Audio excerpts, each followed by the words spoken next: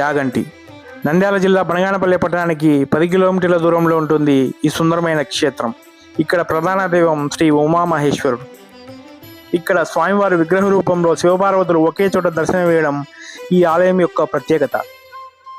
ఇక్కడ ఉన్న బసవయ్య విగ్రహం కలియుగాంతం వరకు పెరిగి కలియుగాంతంలో రంకె వేస్తుందని బ్రహ్మంగారు కాలజ్ఞానంలో రాశారు.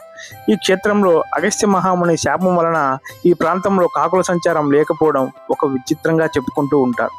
అగస్త్య మహాముని స్నానమాచరించిన కోనేను కూడా ఈ క్షేత్రంలో మనం దర్శించుకోవచ్చు.